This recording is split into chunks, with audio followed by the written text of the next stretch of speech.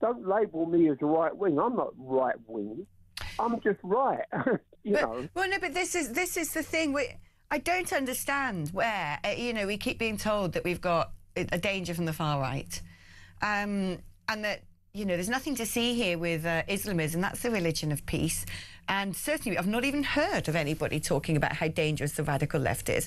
And empirical data is it's displaying the fact that most of the division, most of the violence, most of the hate, most of the extreme activism is coming from one place and one place alone. And it's the one side of politics which never gets any scrutiny, is not in the crosshair, is not labelled as the dangerous one. And until we start revoking that inversion of the truth and start saying, listen, the right wing by and large want to protect the security and the integrity of the nation, and the left wing are extreme radicals who may not even know they're effectively being brainwashed by psyops from hostile nations and are most likely now to be the ones to go and commit acts of violence or criminal acts, whether it's sort of, from bashing over a police officer with a mallet, as was the case with the Palestine Action thugs, or whether it's just chucking a can of Heinz tomato soup on a painting.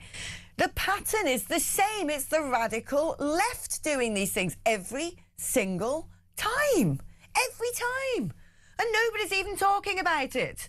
Nobody's talking about whether or not some of these organisations need to be referred to prevent. Oh, yes, we prescribe Palestine Action. Great. They're still in operation everywhere. And if it's not that one specific manifestation of IRGC propaganda, there's a multitude of other ones doing the same thing. And I just think, at what point, when the chickens come home to roost and it's all too late and lives are lost and politicians are killed because we've done nothing about this, we will have to take a long, hard look in the mirror. Because actually it comes to us here on the other side to have the bravery to call it out and say enough is enough. We need to start actually acting on this. Robert, thank you ever so much. Let's speak to Joe, who is in Edinburgh. Good morning, Joe. Good morning. I agree with what you're saying, apart from there is no left, there is no right. It's two wings of the same imperialistic bird. And the reason why everybody falls for the social constructs and lies that were sold, far right being like, the N-word, N-E-Z-I, is because our country's full of people that are inept. Now, I heard that Mr. Hitler took over the Social Democrat Party, which means it's the left. You see? Yeah. Well, no, this is. And when we don't point out these oxymorons, our young get sucked in. Yeah. Well, no, this is exactly true. Are not pointed out. Right.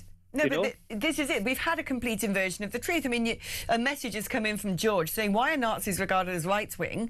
Their title is NSDAP, National Socialist German Workers' Party. Sound familiar? Yes.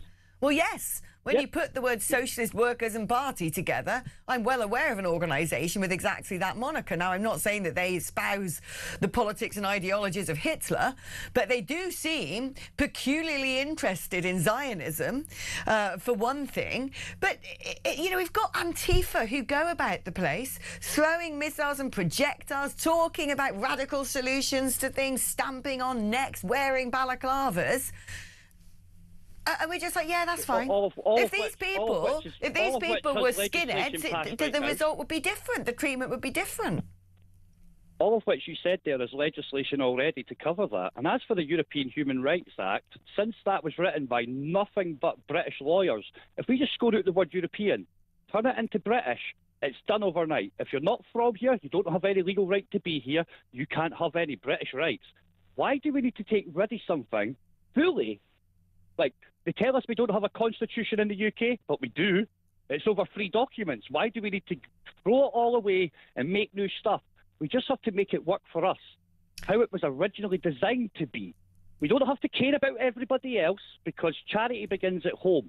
And we need to sort our own stuff out before we're not the world's policeman anymore. That's Trump.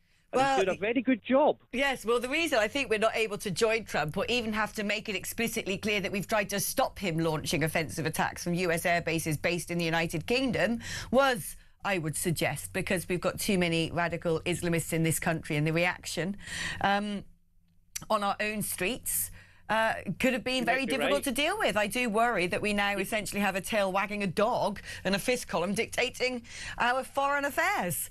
Joe, thank you ever so much for your call. Keep your messages coming.